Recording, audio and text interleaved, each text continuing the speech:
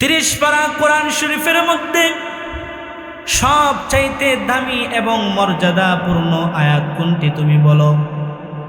কাব রাদিয়াল্লাহু তাআলা আনহু তখন তৃতীয়বার তিনি বলতে লাগলেন, তামাম কোরআন শরীফের মধ্যে সবচাইতে দামি যে আয়াত, সেই আয়াতের নাম হলো আয়াতুল কুরসি।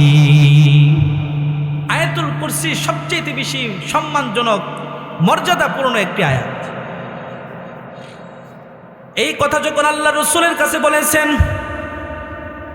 আল্লাহর নবী কাব রাদিয়াল্লাহু তাআলা আনহুর এই কথা শোনার পর আল্লাহর নবী খুশি হইয়া কাব রাদিয়াল্লাহু তাআলা আনহুর পিঠের মধ্যে ভাবে হাত বোলাইলেন, বললেন, আল্লাহ রাব্বুল আলামিন তোমার ইলমের মধ্যে বরকত দান করুক। তুমি যা বলেছো সত্যই বলেছ। তার মানে বোঝা যায় এই আয়াতুল কুরসি অনেক দামি একটা আয়াত।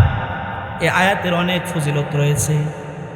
তার মধ্যে একটা ফজিলত, আল্লাহর রাসূল সাল্লাল্লাহু আলাইহি ওয়াসাল্লামের কাছে কিছু গনিমতের মাল আসছে। আল্লাহর নবী এই মালগুলাকে একটা জায়গায় স্টক করে রাখলেন, কিন্তু ওই মালগুলি পাহারাদারির জিম্মাদারি দায়িত্ব আল্লাহর নবী আবু হুরায়রার হাতে দান করলেন। আল্লাহর রাসূল আবু হুরায়রা রাদিয়াল্লাহু তাআলা আনহুকে বলতে লাগলেন, আজকে থেকে এই গনিমতের মালের জিম্মাদারি তোমার হাতে, তুমি তার দেখভাল করবা। আল্লাহর রাসূল সাহাবী আবু হুরায়রার হাতে যখন দায়িত্ব দিয়ে দিলেন, এবার তিনি যখন তার দায়িত্বে রয়েছেন, সিকিউরিটি গার্ড হিসাবে যখন রয়ে গেলেন, রাত্রি বেলায় যখন তিনি ঘরের ভিতরে ঢুকলেন, এমনি সময় তাকায়া দেখে একজন ব্যক্তি যার হাতের নখগুলি অনেক বড় বড়, শরীরের মাথার চুলগুলি অনেক বড় বড়, দেহের পশমগুলি অনেক বড় বড়। এরকম দৃশ্য দেখার পর আবু হুরায়রা রাদিয়াল্লাহু তাআলা আনহু তখন তিনি ওই ব্যক্তিটাকে জাপড়া মেরে ধরে ফেললেন। ধরার পর বলতেছেন, আসো আসো, তোমাকে পয়গম্বরের কাছে নিয়ে যাওয়া হবে।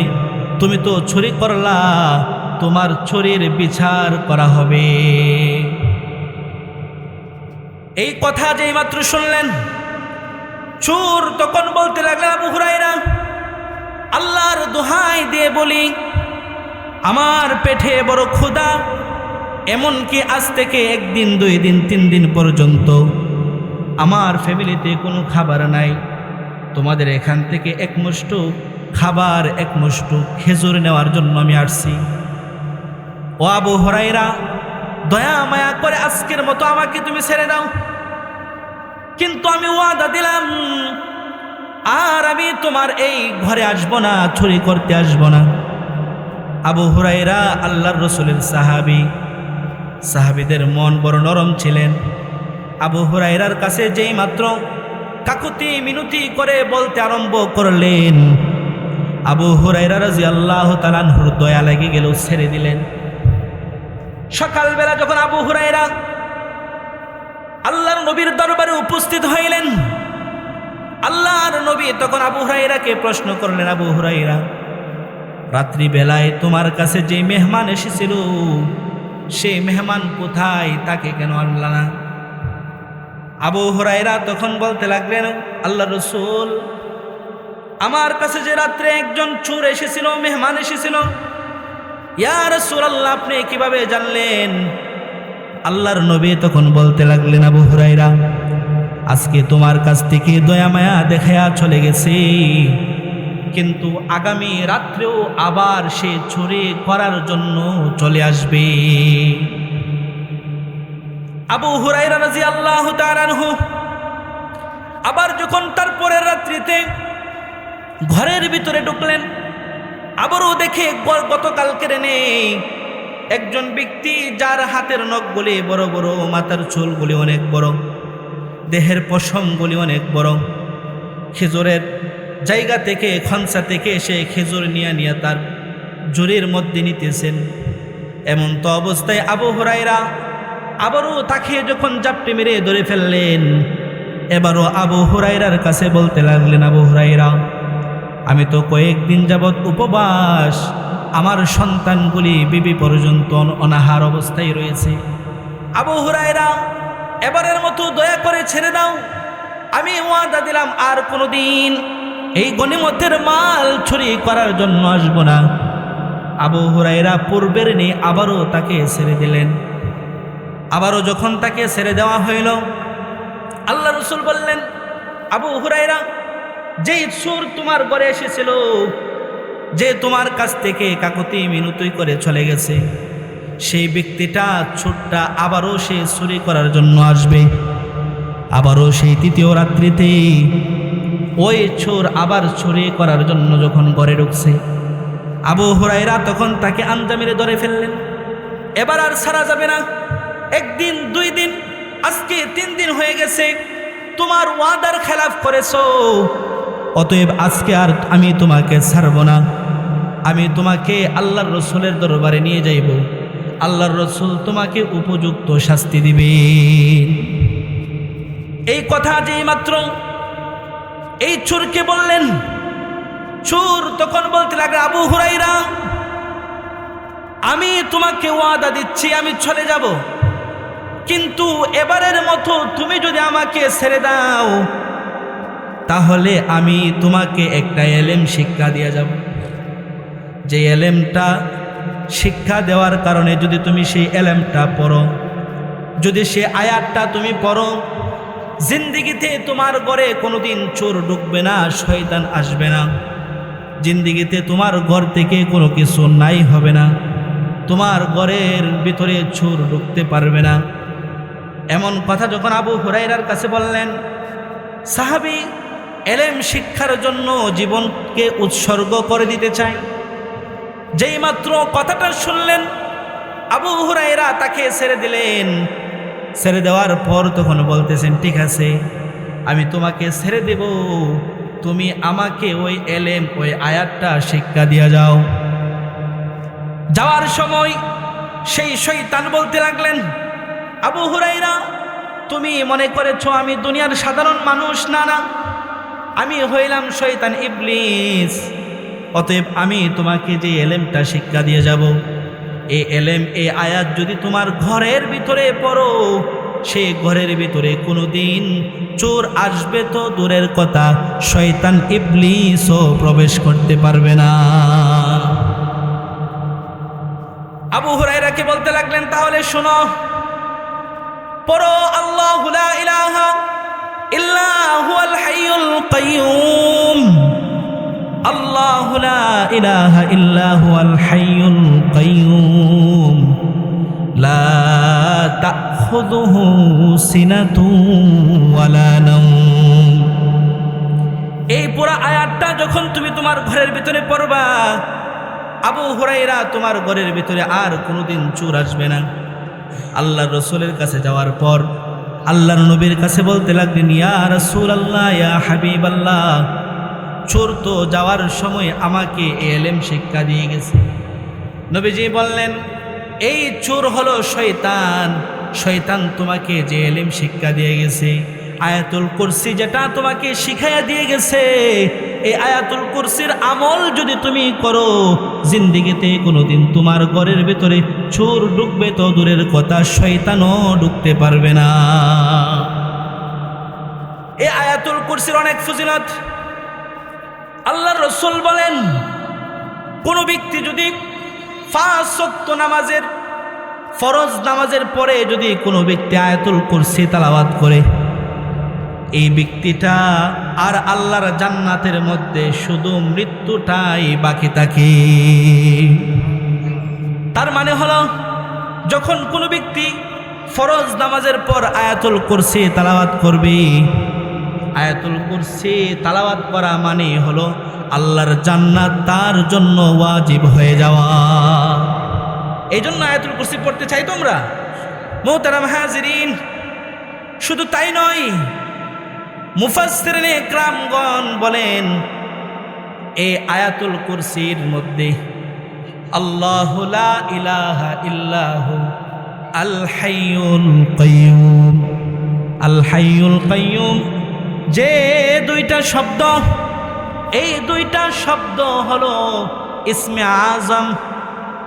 যখন কোনো মানুষ কোনো নিয়তে পড়বে ইয়া হাইয়ু ইয়া কাইয়ুম, ইয়া হাইয়ু ইয়া কাইয়ুম লা ইলাহা ইল্লা আনতা বিরহমাতিকা আস্তাগীথ, ইয়া হাইয়ু ইয়া কাইয়ুম লা ইলাহা ইল্লা আনতা বিরহমাতিকা আস্তাগীথ। যদি কোনো মানুষ তার নিজের কোনো একটা বিপদ, নিজের কোনো একটা আমলের ইচ্ছা সামনে রেখে যদি সেই ব্যক্তি আল্লাহর নামগুলি জপে, তাফসীরের কিতাবে লেখেন যে এই নামগুলি পরে পরে আল্লাহর কাছে চাইতে দেরি হয়, আল্লাহ রাব্বুল আলামিন দিতে দেরি হয় না। সুবহানাল্লাহ। আল্লাহ দিতে দেরি হয় না। আল্লাহ রাব্বুল আলামিন আয়াতের ভিতরে বলেন আল্লাহু লা ইলাহা ইল্লাহু, আমি আল্লাহ একমাত্র ইলাহ, লা ইলাহ, যে আল্লাহ ছাড়া আর কোনো ইলাহ নাই, কোনো মাবুদ নাই। ইল্লাহু আল হাইয়ুল কাইয়ুম, যে ইলাহ হলো হাইয়ুন কাইয়ুম, যিনি হাইয়ুন চিরঞ্জীব, যিনি কাইয়ুম চিরশক্তিবান, চিরপ্রতিষ্ঠিত একজন খোদা। আল্লাহ বলেন আমি এমন একজন মালিক, এমন একজন রব, যেই রবের কোনো লয় নাই ছয় নাই, যে রবের কোনো লয় নাই ক্ষয় নাই, যে রব কোনোদিন ধ্বংস হবে না, যে রবের কোনোদিন মৃত্যু ছিল না, মৃত্যু নাই, মৃত্যু থাকবে না, যেই রব কোনোদিন ক্লান্ত হবে না, যেই রবের কোনো ক্লান্তি নাই। আমি হইলাম এমন একজন রব। কন্যা সুবহানাল্লাহ। আল হাইয়ুল কাইয়ুম। আল্লাহ বলেন আমি চিরঞ্জীব, আমার কোনো মরণ নাই, আমার কোনো মৃত্যু নাই। আমাকে মৃত্যু স্পর্শ করবে তো দূরের কথা, এই মৃত্যু তো বানাইলাম আমি আল্লাহ, এই মৃত্যু আমি আল্লাহকে স্পর্শ করবে না। আমি কাইয়ুম, আমি রব, সুপ্রতিষ্ঠিত একজন বাদশাহ। কেননা এই বাংলাদেশের ভিতরে, তামাম পৃথিবীর জমিনে অনেক নাস্তিক মুরতাদরা রয়েছে যারা আল্লাহ মানে না, আছে না নাই? যারা বলে খোদা বলে কিছুই নাই, আল্লাহ বলে কিছুই নাই। এমন একটা স্লোগান যেরকম বাংলার জমিনে ডক্টর আহমদ শরীফ আর তসলিমা নাসরিন দিয়েছিলেন যে আল্লাহ বলতে কিছু নাই, পৃথিবীতে যা কিছু হয় সব এমনি এমনি হয়। কন্যা নাউজুবিল্লাহ। পৃথিবীতে কোনো কিছু এমনি এমনি কি হয়? হওয়ার পিছনে একটা কারণ, একটা শক্তি অবশ্যই আছে। সেই শক্তি হলেন আমার আল্লাহ। কে? আরো জোরে বলেন। আল্লাহ যখন বলেন কুন ফায়াকুন, তাফসীরের কিতাবে লেখেন আল্লাহ রাব্বুল আলামিন যখন চাই কোনো কিছু হইতে, আল্লাহর কুন ফায়াকুন বলাও লাগে না, আল্লাহর বলা ছাড়াই সেটা হইয়া যায়। উমাইয়া খেলাফতের জমানায় এইরকম ভাবেই একটা স্লোগান উঠেছিল। এক শ্রেণীর নাস্তিক তারা স্লোগান দিয়েছিল পৃথিবীতে আল্লাহ বলতে কিছু নাই, পৃথিবীতে যা কিছু হয় সব কিছু প্রাকৃতিকভাবে হয়, পৃথিবীতে যা কিছু হয় সব কিছু এমনি এমনি হয়। এরকম স্লোগান যখন তুললেন, স্লোগানের আওয়াজে সাধারণ মুসলমানদের দিলের ভিতরে একটা ধাক্কা লাগলো।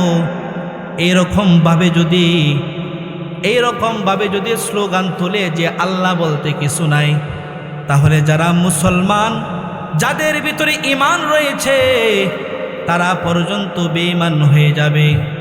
অতএব এটার একটা সমাধান করা দরকার। এইরকমভাবে একটা স্লোগান যখন উঠল, স্লোগান ওঠার পর স্লোগানের আওয়াজ যখন সেই জমানার বাদশার কানে গেলেন, বাদশাহ তখন আওয়াজ শোনার পরে তখন বলতে লাগলেন ঠিক আছে, এটার একটা সমাধান করা দরকার, সমাধান করা দরকার।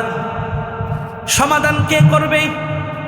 সবাই তখন উজির নাজিররা পরামর্শ দিলেন এই যুগের মধ্যে সবচাইতে বড় যিনি আলেম, ইমামে আজম আবু হানিফা, ইমামে আজম আবু হানিফার কাছে সংবাদ দেওয়া দরকার। কেননা ইমাম আবু হানিফা ব্যতীত আর কেউ তাদের এই প্রশ্নের উত্তর দিতে পারবে না। নাস্তিকরা তো এমনভাবে প্রশ্ন তোলে, যেই প্রশ্নের জবাব সাধারণ মানুষেরা দিতে অক্ষম। চিন্তা করলেন যে না, ইমামে আজম আবু হানিফা ব্যতীত এই প্রশ্নের উত্তর কেউ দিতে পারবে না। এমনি সময় ইমামে আজম আবু হানিফার বাড়িতে গেলেন। যাওয়ার পর আবু হানিফার কাছে গিয়ে বলতে লাগলেন, ওগো ইমাম, আমাদের এই সমাজের ভিতরে এক ধরনের নাস্তিক বের হয়ে গেছে, যারা স্লোগান দেয় যে আল্লাহ বলতে কিছুই নাই। সাধারণ মানুষদের ঈমানগুলি নষ্ট হয়ে যাচ্ছে। ওগো ইমাম, আপনি তার প্রশ্নের জবাব দিয়ে দিবেন। আপনি এখন আমাদের সাথে চলেন। ইমামে আজম আবু হানিফা রহমতুল্লাহি আলাইহি তিনি বললেন, ঠিক আছে, যাও যাও, তাদেরকে বলো আগামীকাল দুপুরবেলা অমুক জায়গার অমুক মাঠে তাদের সাথে আমার বহস হবে। কার সাথে বহস হবে? নাস্তিকদের সাথে বহস হবে। যে নাস্তিকেরা স্লোগান তুলেছে যে আল্লাহ বলতে কিছু নাই, তাদের এই কথার জবাব তিনি দেওয়ার জন্য যখন সময় নির্ধারিত করে জানিয়ে দিলেন, নির্ধারিত সময়ে সকল মানুষ তার পরের দিন জোহরের পরে মাঠের মধ্যে সবাই উপস্থিত, হাজার হাজার মানুষ সেখানে উপস্থিত। এমন তো অবস্থায় সবাই যখন উপস্থিত হয়ে গেলেন, কিন্তু ইমাম আবু হানিফা রহমতুল্লাহি আলাইহি এখনো তিনি মাঠের মধ্যে উপস্থিত হচ্ছে না। সময় ওভার হয়ে গেছে, কিন্তু আবু হানিফার আসার কোনো খবরই নাই। আস্তে আস্তে এক পর্যায়ে অনেক দেরি হয়ে গেল। ইমামে আজম আবু হানিফা যখন স্টেজে আসলেন, স্টেজে আসার পর এবার নাস্তিকরা বলতে লাগলেন, আপনার সাথে আমরা বহস কে করব? আপনি তো ভয় পায়া দেরিতে আসছেন। আপনার দেরিতে আসায় বোঝা যায় আপনি ভয় পেয়ে গেছেন। আল্লাহ যে এক, তার কোনো প্রমাণ আপনি দিতে পারবেন না, এবং আল্লাহ যে পৃথিবীতে আছে, আল্লাহ যে আছে এর কোনো দলিল আপনার কাছে নাই, এর প্রমাণ দিতে পারতেন না বলে আপনি দেরি করেছেন। ইমামে আজম আবু হানিফা রহমতুল্লাহি আলাইহি তখন তিনি বলতে লাগলেন, আরে আগে শুনো, আমার আসতে কেন দেরি হয়েছে সেই সংবাদটা তো আগে শুনো। সেই সংবাদটা হলো, আমার বাড়ি থেকে আসার পথে একটা নদী পড়ে। এই নদীর পারে যখন আমি আসলাম, আসার পর দেখি নদীর পারে কোনো নৌকা নাই, মাঝি নাই, কেউ নাই। আমি নদী কিভাবে পার হইব? নৌকার কোনো ব্যবস্থা নাই। এমনি সময় আমি তাকায়া দেখলাম দূরের ওই পাহাড় থেকে বিশাল বড় একটা গাছ কেটে নিজে নিজে গাছটা কাটিয়া পানি দিয়া বাইশা আমার সামনে আসছে। আমার সামনে আসার পর এই গাছটা নিজে নিজে ছিঁড়ে ফেটে একটা নৌকায় পরিণত হয়ে গেছে। আবার আমি যখন এই নৌকার মধ্যে উঠেছি, আবার নৌকা মাঝিবিহীন আমাকে এপার থেকে ওপারে আমাকে নিয়ে এসেছে। এই কথা শোনার পর নাস্তিকের দলেরা হেসে দিলেন। তারা হাসতে লাগলেন, বলতে লাগলেন, আবু হানিফার মাথা নষ্ট হয়ে গেছে, উল্টা পাল্টা কথা বলতে আরম্ভ করছে। একটা গাছ সেটা নিজে নিজে আবার ছিঁড়তে পারে কিনা, একটা গাছ করাতবিহীন কাটতে পারে কিনা, একটা গাছ মিস্তুরবিহীন নৌকা হইতে পারে কিনা, একটা নৌকা মাঝবিহীন চলতে পারে কিনা, এইরকম কথা যখন বলতে আরম্ভ করলেন, ইমামে আজম আবু হানিফা তাদেরকে তখন বলতে লাগলেন, তোমাদের কথাই প্রমাণ হয়ে গেল এই পৃথিবীতে যা কিছু হয়, চন্দ্র, সূর্য, গ্রহ, নক্ষত্র সমুদ্র, নদী, খাল, বিল যা কিছু আছে এই পৃথিবীতে কোনো কিছু এমনি এমনি হয় নাই। যেহেতু একটা গাছ সেটা নিজে নিজে ফেরে ছিঁড়ে নৌকা হইতে পারে না যেরকম ভাবে, ঠিক তেমনি ভাবে একজন স্রষ্টা ব্যতীত এই পৃথিবীর কোনো সৃষ্টির অস্তিত্ব হইতে পারে না। কন্যা সুবহানাল্লাহ। এক কথার ভিতরে ইমামে আযম আবু হানিফা রাহমাতুল্লাহি আলাইহি দলিল দিয়ে দিলেন যে পৃথিবীর জমিনে যা কিছু হয় সব কিছু আল্লাহ সৃষ্টি করে। এবার বলেন আল্লাহ আছে না নাই? আরো জোরে বলেন আছে না নাই? এই জন্য আল্লাহ বলেন আল্লাহু লা ইলাহা ইল্লা হুয়াল হাইয়ুল কাইয়্যুম। আমি হাইয়্যু, আমি কাইয়্যুম, আমি চিরঞ্জীব। আমি হইলাম এমন এক খোদা যেই খোদার কোনো মৃত্যু নাই, লয় নাই, ক্ষয় নাই, যে রব সুপ্রতিষ্ঠিত একজন মালিক। এই পৃথিবীর জমিনে যত বাদশাকে আল্লাহ তাআলা এই পৃথিবীর জমিনে পাঠিয়েছেন, সমস্ত বাদশারা এই পৃথিবীতে আসার পর আবার তারা ধ্বংস হয়ে গেছে। শুধু তাই নয়, এখন যদি তাদের কবর খোঁড়া হয়, কবরের ভিতরে তাদের হাড্ডির একটা কণা পর্যন্ত পাওয়া যাবে না। পৃথিবীর জমিনে আল্লাহ রাব্বুল আলামিন চারজন বড় বাদশাকে পাঠিয়েছেন। এই চারজন বড় বাদশার মধ্যে মুসলমানদের মধ্যে দুইজন ছিলেন বাদশা।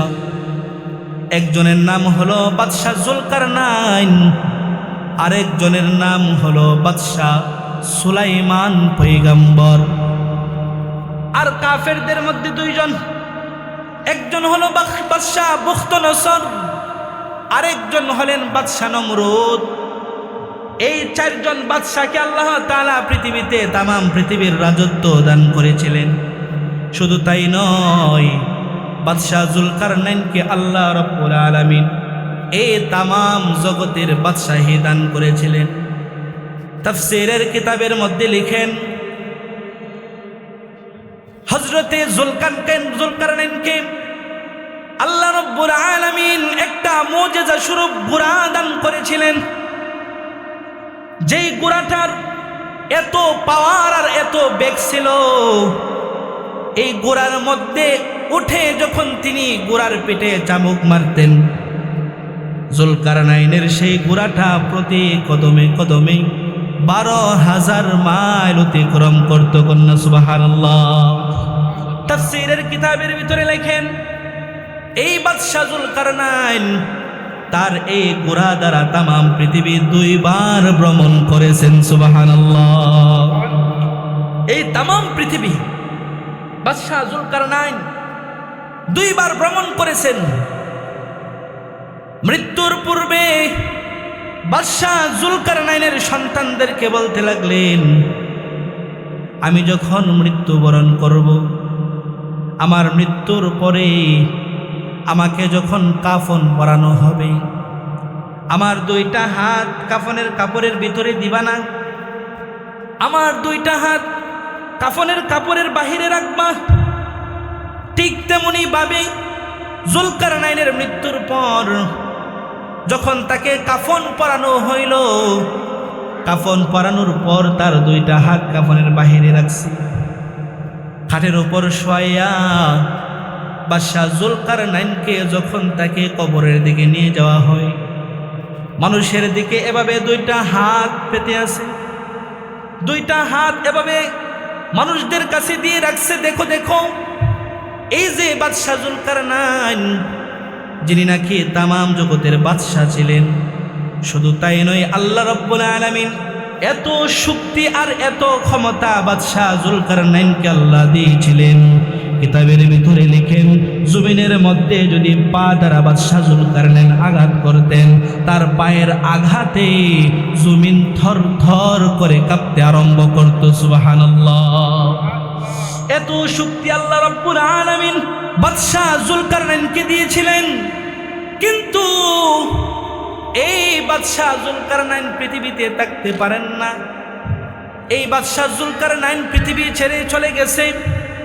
ঠিক তদ্রূপ বাদশাহ সুলাইমান পয়গম্বরকে আল্লাহ তামাম জগতের রাজত্ব দিয়েছিলেন।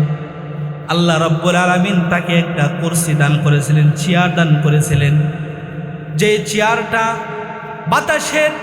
বাতাসকে যখন হুকুম করতেন, যেদিকে যাওয়ার জন্য বলতেন, বাতাস তার সিংহাসনকে সে জায়গায় নিয়ে যাইত।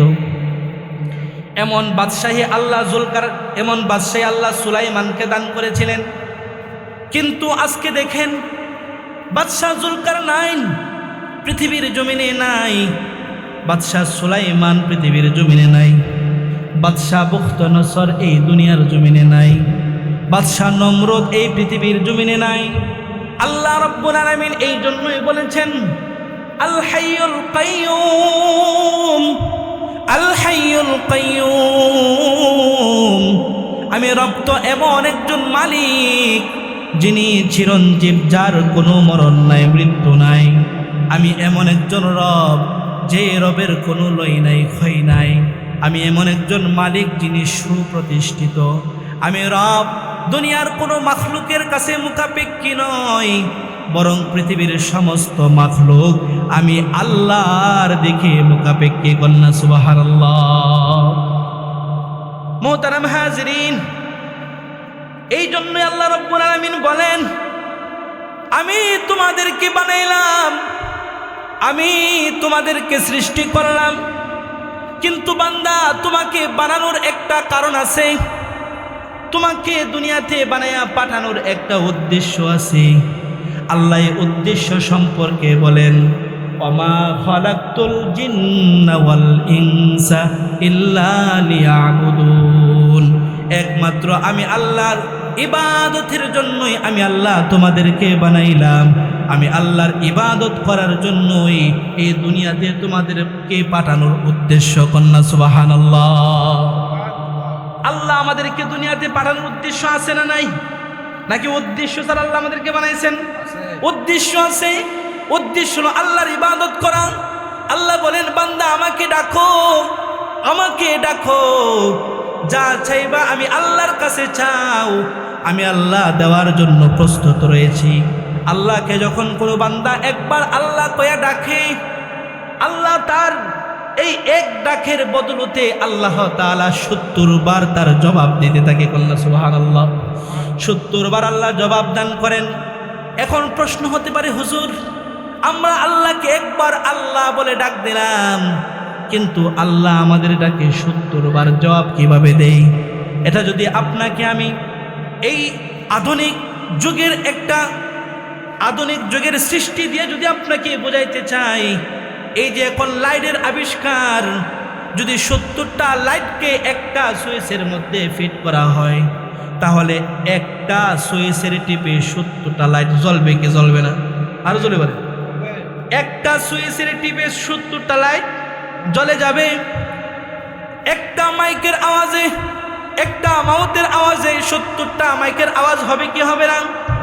ঠিক তদ্রূপভাবে কোনো মানুষ যখন আল্লাহকে একবার আল্লাহ বলে ডাক দেয়, আল্লাহ রাব্বুল আলামিন তার এক ডাকের বদলতে ৭০ বার আল্লাহ জবাব দান করে দেয়। কন্যা সুবহানাল্লাহ। এই জন্যই মুহতারাম হাজিরিন, আল্লাহকে আমাদের ডাকা দরকার আছে না নাই? আল্লাহর ইবাদত করার দরকার আছে না নাই? এই পৃথিবীতে আল্লাহ আমাদেরকে এমনি এমনি পাঠাই নাই। পৃথিবীতে পাঠানোর বড় কারণ সেটা হলো আল্লাহর ইবাদত, আল্লাহর বন্দেগী, আল্লাহর কুদরতি কদমে সেজদা। আজ তো আমরা আল্লাহর ইবাদত থেকে অনেক দূরে। আজকাল মুসলমানের সমাজ রাত্রি যখন হয়ে যায়, সারাদিন পরিশ্রম করার পর রাত ভোর তারা নাক টেনে ঘুমায়। ৫ ওয়াক্ত নামাজের কোনো খবর নাই, ফজরের নামাজের কোনো খবর নাই। ফজরের আজান তারা কান দিয়া শুনে, তারপরেও লেপ কম্বল গায়ে বালো দিয়া আরামে ঘুমায়, আর বলে যে ঠান্ডা। এই ঠান্ডার শীতের মধ্যে নামাজ থেকে আমার ঘুমই ভালো। কন্যা নাউজুবিল্লাহ। এই জন্যই আল্লাহ রাব্বুল আলামিন সূরা আদিয়ার ভিতরে বলেন, ওয়াল আদিয়াতি দাবহা ফাল মুরিয়াতি কদহা ফাল মুগীরাতি সুবহা فأثرن به نقعا فوسطن به جمعا ইন্নাল ইনসানা লিরাব্বিহি লাকানুদ। আল্লাহ রাব্বুল আলামিন এই সূরার প্রথমে ঘোড়ার শপথ আল্লাহ খেয়েছেন। উর্দু শাসে ধরনেওয়ালা যে প্রাণী ঘোড়া, এই ঘোড়ার শপথ আল্লাহ রাব্বুল আলামিন খেয়ে বলেন ইন্নাল ইনসানা লিরাব্বিহি লাকানুদ। একমাত্র মানুষ এই পৃথিবীর জমিনে সবচেয়ে বড় নিমুখ হারাম। মানুষের মতো এত নিমুখ হারাম পৃথিবীতে আর কোনো প্রাণী হইতে পারে না। যেরকম ভাবে একটা ঘোড়াকে তার মালিক যখন ভোরে প্রত্যুষে ঘর থেকে যখন তাকে টান দিয়ে বের করে, ঘোড়াটা কোনোদিন মালিককে বলে না আমি আজকে ঘর থেকে বের হব না। ঘোড়া কোনোদিন বলে না আজকে তো ঠান্ডা বেশি, অতএব আপনাকে আমি পিঠে করে দৌড়াইতে পারবো না। এই কথা ঘোড়া কোনোদিন বলে না। বরঞ্চ মালিক যখন ঘোড়াকে আদেশ করে যা দৌড় দেয়, ঘোড়া তখন মালিকের আদেশে দৌড়াইতে আরম্ভ করে। দৌড়তে দৌড়তে এক পর্যায়ে মালিক যখন তাকে নির্দেশ করে কাফেলের গল্লির ভিতরে গিয়ে পড়বা, কাফেরদের ভিতরে গিয়ে পড়বা, ঘোড়া কোনোদিন চিন্তা করে না কাফেরের প্রতিপক্ষের আঘাতে আমার শরীর জখম হইতে পারে, এমনকি আমি মারাও যাইতে পারি, এর কোনো চিন্তা ঘোড়া কোনোদিন করে না। ঘোড়া বিনা চিন্তায় মালিককে দৌড়াইয়া নিয়া ওই নির্দিষ্ট জায়গা পর্যন্ত পৌঁছাইয়া দেয়। এই ঘোড়া কোনোদিন মালিককে বলে না আমার বড় ক্লান্তি লাগছে। দেখবেন ঘোড়া যখন দৌড়ায় জোরে জোরে শ্বাস নেই, কি নেই না, এত জোরে শ্বাস নিয়া বোঝাই মালিক আপনাকে নিতে আমার বড় কষ্ট হচ্ছে, কিন্তু তারপরেও আপনাকে আমার পিঠ থেকে ফালাই না। তার কারণ হলো আপনি আমাকে আপনার বাড়িতে ফ্যান পানি খাওয়াইছেন, একটু থাকবার ব্যবস্থা করছেন। আল্লাহ রাব্বুল আলামিন বলেন এই ঘোড়ার মালিক ঘোড়াকে শুধু কয়েক বেলা খাবার দিয়েছে, থাকার ব্যবস্থা করেছে। যে ঘাস পানি ঘোড়াকে খাওয়াই, এই ঘাস পানিও আমি আল্লাহর সৃষ্টি, ঠিক না বেঠিক? যেই ঘোড়াকে সে খাওয়াইল, ঘোড়াটাও আমি আল্লাহর সৃষ্টি। অতএব শুধু মাঝখানে একটা মাখলুক ঘোড়াটাকে একটু লালিত পালিত করছে। একটু লালিত পালিত করার কারণে এই ঘোড়া মালিকের অনুকরণ করে গোলাম হইয়া গেছে, মালিকের গোলাম হইয়া মালিকের হুকুম পালন করে। আল্লাহ রাব্বুল আলামিন এই জন্যই দুঃখ এবং কষ্টের সাথে বলেন কুতিলাল ইনসানু মা আকফারা মিন আইয়ি শাইইন খালাকা মিন নুতফাতিন খালাকাহু ফাকাদ্দারা। আল্লাহ রাব্বুল আলামিন বলেন হে দুনিয়ার মানুষ, অস্তিত্বহীন জায়গা থেকে আমি আল্লাহ তোমার অস্তিত্ব দান করেছি। শুধু তাই নয়, এমন একটা নাপাক পানি দিয়ে আমি আল্লাহ তোমাকে বানাইছি, যেই নাপাক পানির নাম মুখে উচ্চারণ নিতেও শরম হয়, লজ্জা হয়, ঠিক না বেঠিক? এক ফোঁটা নুতফার দ্বারা আমি আল্লাহ তোমাকে বানাইয়া অস্তিত্বহীন জায়গা থেকে আমি আল্লাহ তোমাকে অস্তিত্ব দান করলাম। শুধু তাই নয়, পৃথিবীতে কোনো মানুষ তোমাকে চিনত না, জানত না, মানুষের কাছে তোমার কোনো মূল্য ছিল না, তুমি সন্তানের পিতা ছিল না, তুমি কোনো স্ত্রীর স্বামী ছিল না, তুমি কাহারও ভাই ছিল না, তুমি কাহারও বাবা ছিল না। কিন্তু আমি রব অতি দয়া ও মায়ার কারণে আমি আল্লাহ দুনিয়ার জমিনে তোমার অনিস্তিত্ব জায়গা থেকে আমি আল্লাহ অস্তিত্ব দিলাম। আমি আল্লাহ তোমাকে পিতা বানাইলাম, সন্তান বানাইলাম। আমি আল্লাহ তোমাকে ধন দৌলত দিলাম। এই পৃথিবীর সমস্ত নাজ ও নিয়ামতের ভিতরে আমি আল্লাহ তোমাকে ডুবাইয়া রাখলাম। এত সব নিয়ামত পাইয়াও বান্দা তুমি আমি আল্লাহর ইবাদত করো না কেন? এই জন্য আল্লাহ রাব্বুল আলামিন দুঃখের সাথে বলেন ইন্নাল ইনসানা লিরাব্বিহি লাকানুদ। ইন্নাল ইনসানা লিরাব্বিহি লাকানুদ। এই মানুষই একমাত্র সবচেয়ে বড় নিমুখ হারাম। কবি বলেন চেহকার দি বন্দে বান্দা চেহকার দি নিমুখ খুরদা রাশি কুস্তি। নিমুখ হারাম। নিমুখদানি থেকে নিমুখ খাওয়ার পর নিমুখদানিটা বাইঙ্গা দিয়া যায়। উচিত ছিল যিনি খাওয়াইছে, যিনি পালছেন, তার প্রশংসা করা, কিন্তু তার প্রশংসা না করে বরঞ্চ তার নিমুখ হারামের করতে থাকে। আল্লাহ রাব্বুল আলামিন এই জন্যই দুঃখের সাথে বলেন, এই পৃথিবীর জমিনে আমি আল্লাহ যত মাখলুকাত বানাইছি, সমস্ত মাখলুকাতের মধ্যে একমাত্র মানুষই হইল সবচেয়ে বড় নিমুখ হারাম। আল্লাহ রাব্বুল আলামিন বলেন, আমি আল্লাহ দয়া কইরা মায়া কইরা এই পৃথিবীর জমিনে বাদশাদেরকে বাদশাহী দান করেছিলাম। আমি আল্লাহ ফেরাউনকে অনিস্তত্ব জায়গা থেকে, যার কোনো অস্তিত্ব ছিল না, এমন একটা জায়গা থেকে আমি আল্লাহ তাকে মিশরের বাদশাহ বানাইয়া দিলাম। মিশরের বাদশাহ যখন ফেরাউন হয়ে যায়, মিশরের বাদশাহ হওয়ার পর ফেরাউন তখন বলতে লাগলেন, আনা রব্বুকুমুল আলা, আমি হইলাম সবচাইতে বড় খোদা, বড় রব, আমার চাইতে বড় খোদা আর কেউ নাই। এইরকম ভাবে যখন এই ফেরাউন যখন নিজেকে বাদশাহ দাবি করে, বাদশাহ দাবি করার পর এই যুগের কিছু মানুষ তার নির্যাতনের ভয়ের কারণে তারা বাদশাহ মানতে আরম্ভ করলেন। তারা বাদশাহ মানতে আরম্ভ করেছেন, খোদা মানতে আরম্ভ করেছেন, নিজেকে খোদা দাবি করে ফেলছে। কিতাবের ভিতরে লেখেন, এই বাদশাহ ফেরাউনকে আল্লাহ রাব্বুল আলামিন পৃথিবীর জমিনে 400 বৎসরের হায়াত দান করেছিলেন। এই 400 বৎসরের ভিতরে কোনো একদিন জ্বর ঠান্ডা হবে তো দূরের কথা, এই ফেরাউন কোনোদিন একটা কাশিও তার জীবনে দেই নাই। এই বাদশাহী দিলেন কে? আরো জোরে বলেন। আল্লাহ বলেন, আল হাইয়ুল কাইয়ুম, আমি চিরঞ্জীব, আমি হলাম সুপ্রতিষ্ঠিত একজন বাদশাহ। আমি আল্লাহ ছাড়া আর কোনো বাদশাহ নাই, কোনো রব নাই। আমি হইলাম হাইয়ুল কাইয়ুম, আমি এমন একজন রব যে রবের দয়া মায়া অনেক বেশি। এই রবের দয়া মায়া কেমন বেশি? আল্লাহ বলেন, আমি আল্লাহর দয়া মায়া কেমন তোমরা জানো নি? আয়াতের পরে আল্লাহ রাব্বুল আলামিন বলেন, লা তাখুযুহু সিনাতুন ওয়ালা নাওম, আমি আল্লাহ এমন একজন রব যে রবের দয়া মায়ার কারণে আমি আল্লাহ ঘুমাই না। আমি আল্লাহর কোনো তন্দ্রা নাই, আমি আল্লাহর বিশ্রামের কোনো প্রয়োজন নাই, আমি আল্লাহর কোনো ঘুম নাই। একদিন হযরতে মূসা আলাইহিস সালাম আল্লাহকে বলতে লাগলেন, মালিক, আপনি যে তামাম জগৎ পরিচালনা করেন, এত বড় বিশ্ব জগৎ আপনি পরিচালনা করেন, আল্লাহ আপনার কি বিশ্রামের প্রয়োজন হয় না? আল্লাহ আপনার কি ঘুমের প্রয়োজন হয় না? আল্লাহ আপনার কি খাবারের প্রয়োজন হয় না?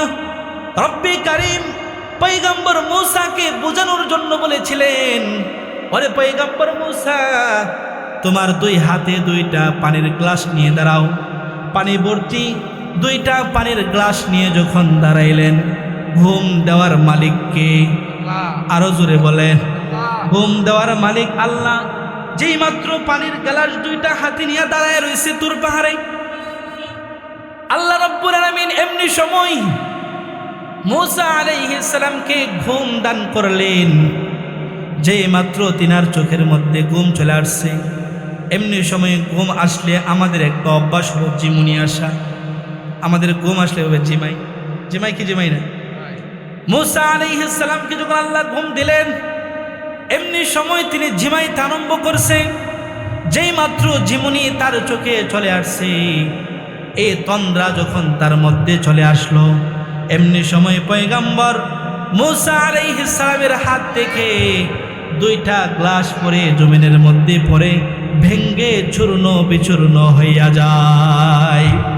আল্লাহ রাব্বুল আলামিন বলেন, হে পয়গম্বর মূসা, আমি আল্লাহকে তুমি জিজ্ঞেস করেছিলা, বলেছিলা, আল্লাহ আপনি ঘুমান না কেন? আল্লাহ আপনার কি তন্দ্রা নাই, ঘুম নাই? ওরে পয়গম্বর মূসা, আমি আল্লাহ যদি তোমাদের মতন ঘুমাইতাম, তাহলে দুনিয়ার কোনো মানুষ যদি নিশি রাত্রিতে গভীর রজনীতে বিপদে পড়ে যাইতো, মুসিবতে পড়ে যাইতো, আমি আল্লাহকে তখন যদি বান্দা আল্লাহ বইলা ডাক দে, কে আমার বান্দার ডাকে সাড়া দিবে? আমার বান্দার ডাকে সাড়া দেওয়ার জন্য আমি আল্লাহর দয়া মায়া 24 ঘন্টার ভিতরে একটা মুহূর্ত ঘুমাইতে দেই না। 24 ঘন্টার ভিতরে একটা মুহূর্ত আমি আল্লাহর দয়া মায়া ঘুমাইতে দেই না। তার একটা জ্বলন্ত প্রমাণ, এক্সাম্পল দিলে আমাদের বুঝে আসে বেশি। দুনিয়াতে দেখবেন সন্তান যখন অপরাধ করে, বাবা তখন শাসন করার জন্য বলে, আজকে তোরে ফায়ালই, অপরাধ করছস, আজকে আমার সামনে পড়বি তো তোর একদিন কে আমার একদিন। আচ্ছা, বাবা সন্তানরে বলে না এই কথা? কি বলেন, বলে না? এই কথা বললে সন্তান কি করে? বাবার ভয়েতে সন্তান তখন পলায়ন করে, বিভিন্ন জায়গায় সারাদিন খাটায়া যখন রাত হয়ে যায় তখন তার কারো ঘরে জায়গা দেয় না। এবার আস্তে করে ঘরের পিছনে আইসা দাঁড়াইলে দেখা যায় যে বেড়ার ফাঁক দিয়ে আগে দেখে যে ঘরের হালত, বাবা ঘরে আছে না নাই। সারাদিন বাবার এই কথা অনুযায়ী, বাবা যে নির্দেশ দিয়েছে সামনে পড়লেই বিপদ, মারবো আমারে, এই ডরে সন্তান বাবার সামনে যায় না। রাত্র হয়ে গেছে, এবার দেখা যায় সবাই খাওয়া দাওয়া খইরা ঘুমাইয়ে গেছে, বাবাও বিছানায় শুয়ে গেছে, কিন্তু মা এখনো ঘুমায় না। একবার হান্ডি পাতিল উপরে তুলে আরেকবার নিচে নামায়, বিভিন্ন কাজ তিনি করতেছে। এইরকম অবস্থা দেখা তখন বাবা বলে যে রাত হয়েছে এখনো ঘুমাইবা না? মা তখন উত্তর দেয়, আপনি ঘুমাইয়া যান, আমার এখনো অনেক কাজ বাকি আছে। বলে কি বলে না? আপনাদের জীবনে মনে এমন হয়নি নাকি হয়েছে? মা এরকম ভাবে রাত্রি বেলায় এই পাতিলাগুলি একবার উপরে তোলে আর একবার নিচে নামাই, কিন্তু মার কোনো কাজ নাই। মার একটাই কাজ, মার একটাই উদ্দেশ্য, সবাই ঘুমায় গেছে কিন্তু আমার সন্তান এখনো ঘরের বাহিরে।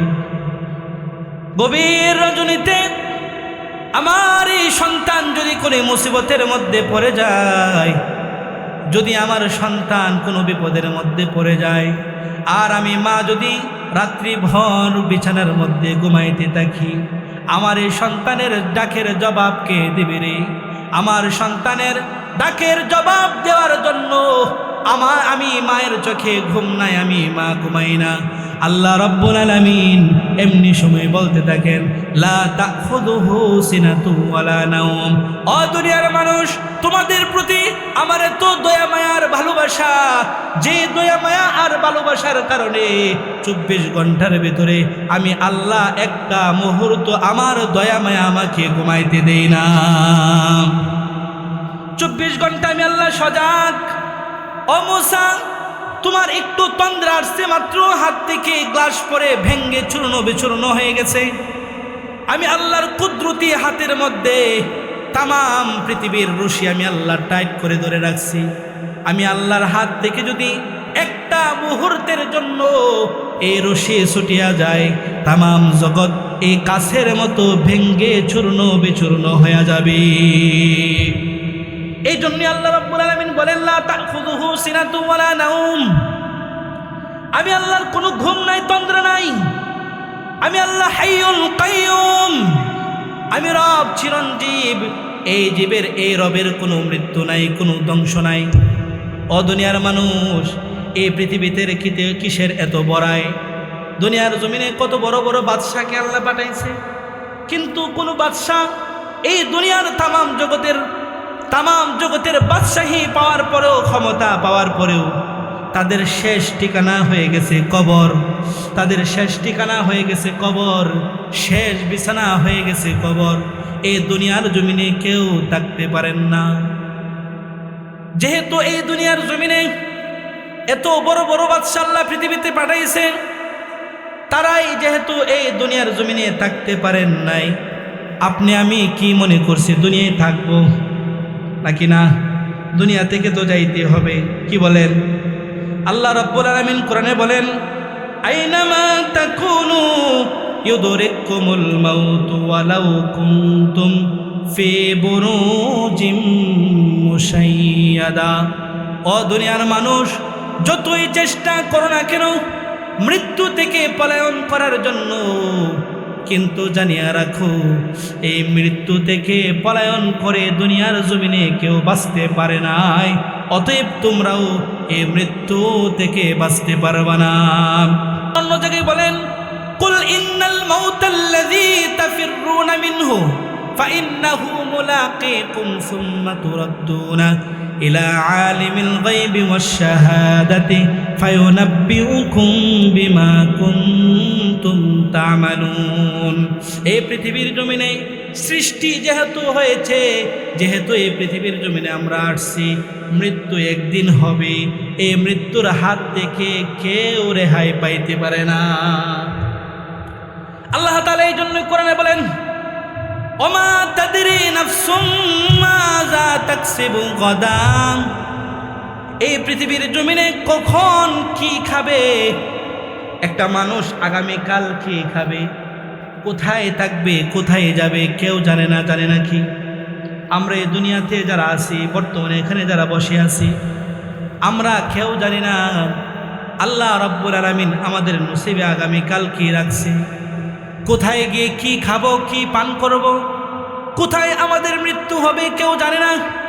কিন্তু আল্লাহ রাব্বুল আলামিন বলেন, ওমা তাদরি নাফসুম মাযা তাকসিবু গাদা ওমা তাদরি নাফসুম বিআই আরদিন তামুত। এমনকি এই পৃথিবীর জমিনে কখন কোথায় তোমার মৃত্যু হবে, হে দুনিয়ার মানুষ তুমি জানো না। কিন্তু তোমার মৃত্যুর নির্ধারিত সময় সম্পর্কে আমি আল্লাহ একমাত্র অবগত, ঠিক না বেঠিক? এই জন্যই মুহতারাম হাজিরিন, এই মৃত্যুর কথা বেশি বেশি স্মরণ করা দরকার। আল্লাহ বলেন, আল্লাহু লা ইলাহা ইল্লাহু, আমি আল্লাহ এমন একজন রব যে আল্লাহ ছাড়া আর কোনো মাবুদ নাই। এ আল্লাহর ইবাদত করার দরকার আছে না নাই? আরো জোরে বলেন, এই মালিকের ইবাদত করা দরকার আছে। এই মালিকের ইবাদত করার বড় দরকার। আল্লাহর কদমে সেজদা দেওয়া দরকার। হযরতে আলী রাদিয়াল্লাহু তাআলা আনহু বলেন, আল্লাহর নবী সাল্লাল্লাহু আলাইহি ওয়াসাল্লাম বলেন, যদি তোমরা সাহাবায়ে কেরামদেরকে বলতে লাগলেন, যদি তোমরা জান্নাতে আমি রাসূলের সাথে থাকতে চাও, তাহলে তোমাদের বেশি বেশি আল্লাহর কদমে সেজদা করতে হবে। বেশি বেশি সেজদা করো। এই সেজদার মাধ্যমে একমাত্র আল্লাহর নৈকট্য হাসিল করা যায়। এই সেজদার মাধ্যমে জান্নাত লাভ করা যায়। এই সেজদার মাধ্যমে আল্লাহর প্রিয় পাত্র হওয়া যায়, ঠিক না বেঠিক বলেন?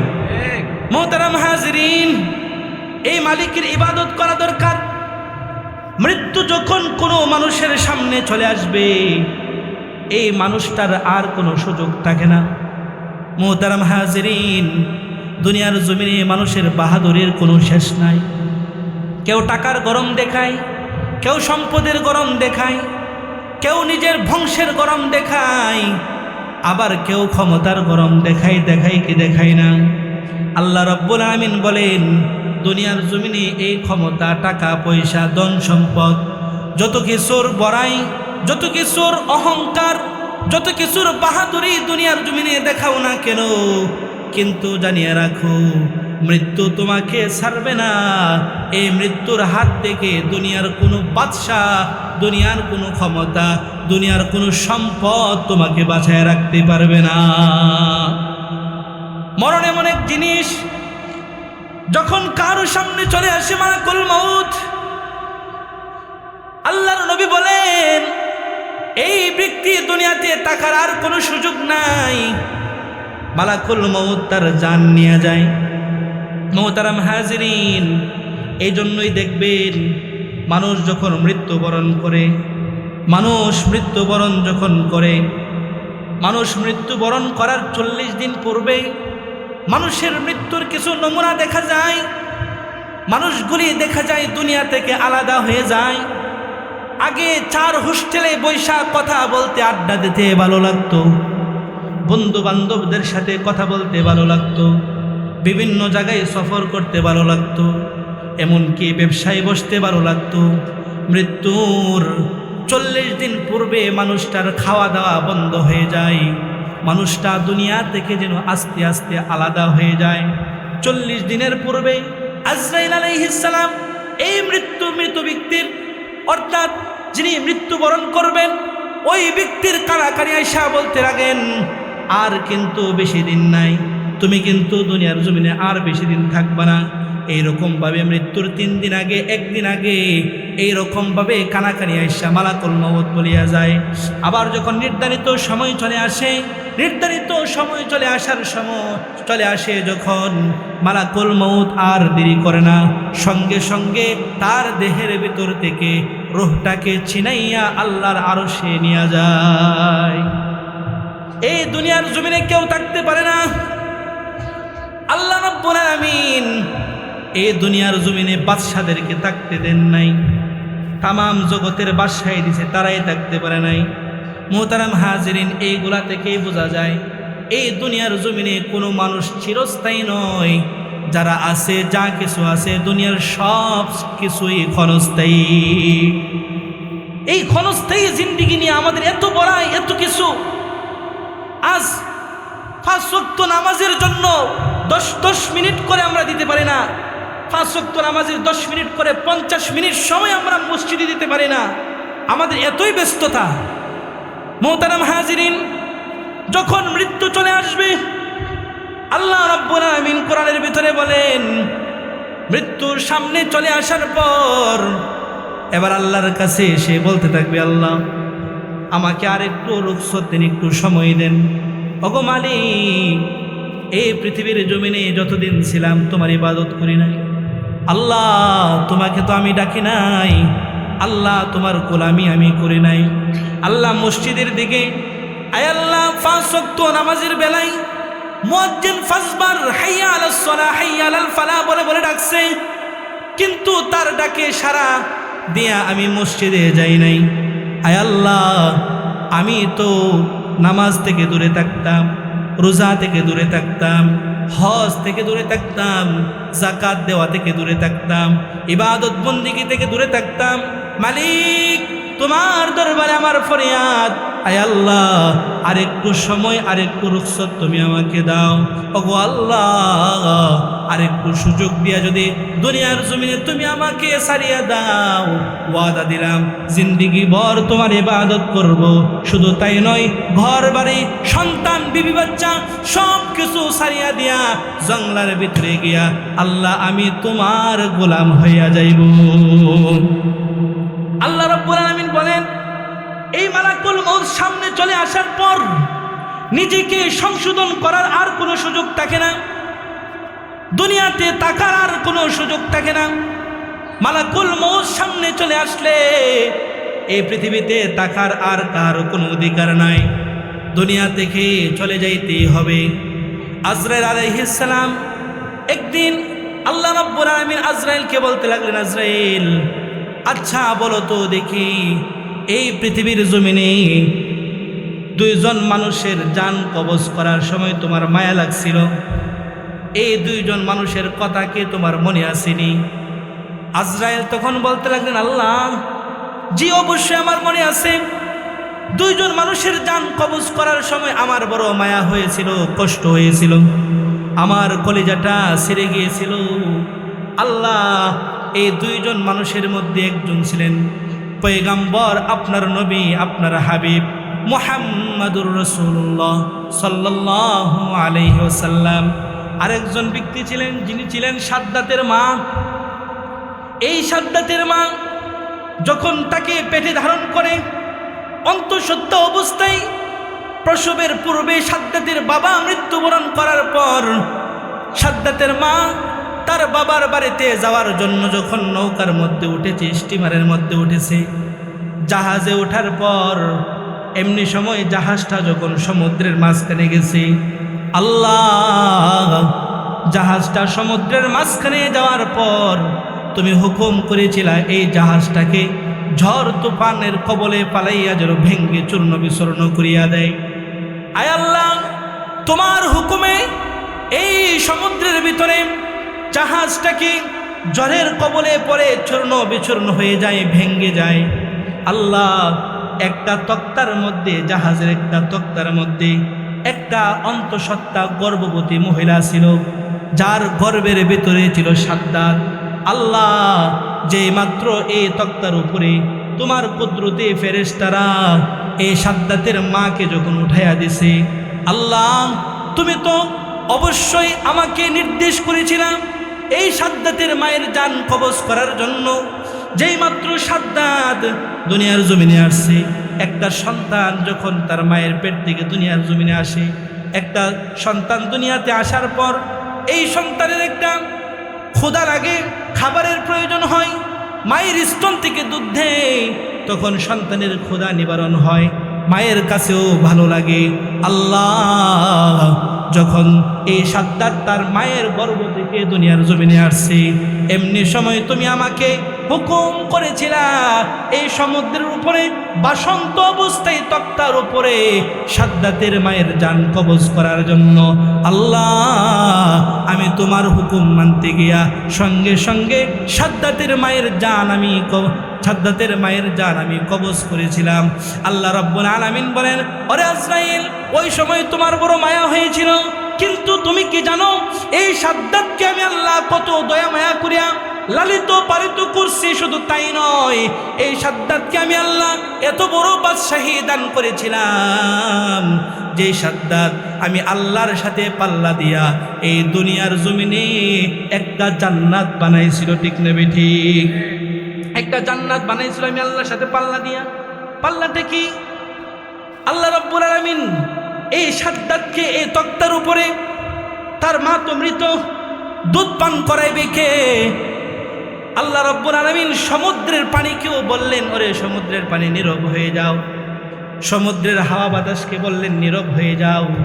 তোমরা এমন গতিতে তার উপরে চলো যেন সাদ্দাত মাত্র সন্তান ভূমিষ্ঠ হয়েছে, তার শ্বাস প্রশ্বাস ফেলতে যেন কষ্ট না হয়, এমনভাবে তার উপর দিয়ে তোমরা প্রবাহিত হও। আল্লাহর হুকুমে সমুদ্রের ফেরেশতাদেরকে নির্দেশ করা হয়, যাও যাও সাদ্দাতের এই তক্তাটাকে এমন একটা দ্বীপের সাথে বিরাইয়া দিবা, যে দ্বীপের মধ্যে সুমিষ্ট ফলের ব্যবস্থা রয়েছে, সুমিষ্ট খাবারের ব্যবস্থা হয়েছে। অনেক লম্বা ঘটনা। এইরকমভাবে যখন সাদ্দাতকে এই সুমিষ্ট ফলের দ্বীপের কাছে যখন নিয়ে তক্তা পৌঁছে দিলেন, এমন তো অবস্থায় জঙ্গলার ভিতর থেকে একটা বাঘিনী আইসা এই সাদ্দাতকে দুধ পান করাইতো। আস্তে আস্তে সাদ্দাত যখন বড় হইতে লাগলেন, এবার সে এই দ্বীপের ভিতরে ফল খায়া বাঁচতে আরম্ভ করলেন। আল্লাহ রাব্বুল আলামিন জিনের মাধ্যমে রাষ্ট্র পরিচালনা করার সেই জ্ঞান হিকমত আল্লাহ সাদ্দাতকে দান করেছিলেন। এত বড় রাজত্ব পাওয়ার পর এই সাদ্দাত যখন দুনিয়া পেয়ে গেছে, এবার আল্লাহকে ভুলে গেছে। এই জন্যই তো আল্লাহ বলেন, ইন্নাল ইনসানা লিরাব্বিহি লাকানুদ। দুনিয়ার মানুষ বড় নিমুখারাম। সাদ্দাত যখন দুনিয়া পেয়ে গেছে, এবার বলে আল্লাহর জান্নাতের আমার দরকার নাই, আল্লাহ আমার আর দরকার নাই, দুনিয়াতে আমি একটা জান্নাত বানাইলাম। বিশাল বড় একটা জান্নাত বানাইছে। এমনি সময় জান্নাত যখন সে উদ্বোধন করবে, আল্লাহ রাব্বুল আলামিন আজরাইলকে বলতে লাগলেন, ওরে আজরাইল, যে সাদ্দাতের মায়ের জান তুমি কবজ করেছিলা, আজকে সাদ্দাতকে দেখো আমি তামাম জগতের বাদশাহী দান করলাম। দুনিয়ার বাদশাহী পায়া, দুনিয়া পায়া সাদ্দাত আমাকে ভুলে গেছে। পরে আজরাইল, যাও যাও, তার এই জান্নাত উদ্বোধন করার জন্য একটা মুহূর্ত সময় তুমি দিবা না। এমনি সময় সাদ্দাতের সামনে যখন আজরাইল মালাকুল মউত যখন উপস্থিত হয়ে গেছে, মালাকুল মউত উপস্থিত হওয়ার পর বলতে লাগলেন, ও মালাকুল মউত, আমাকে একটু সময় দাও। মালাকুল মউত বলে, না না, আল্লাহর সাথে বড় গাদ্দারি করেছো। দুনিয়ার জমিনের ধন সম্পদ আল্লাহ দিয়েছে, জ্ঞান আল্লাহ দিয়েছে, সব কিছু আল্লাহ দিয়েছে। এই মালিকের সাথে তুমি বেয়াদবি করে ফেলছো, মালিকের নাফরমানি তুমি করে ফেলেছো।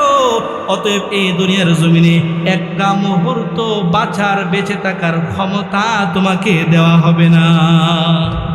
সাদ্দাতের জান কবজ করে ফেললেন। সেই জন্য মুহতারাম হাজরিন, এই দুনিয়ার বাহাদুরি, ধন সম্পদ সবকিছু দুনিয়ারটা দুনিয়াতেই রয়ে যাবে, কোনো কিছু আপনার আমার সঙ্গে যাবে না।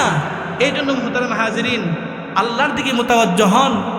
যারা এখনো নামাজ থেকে দূরে, ইবাদত থেকে দূরে, ইবাদতের দিকে অগ্রসর হন, আল্লাহমুখী হন, একমাত্র এক আল্লাহর উপর ঈমান ও বিশ্বাস রাখেন, আল্লাহ আমাদের সকলকে কথাগুলি মানার তৌফিক দান করুক। সকলে বলে আমিন। ওয়া আখির দাওয়ানা।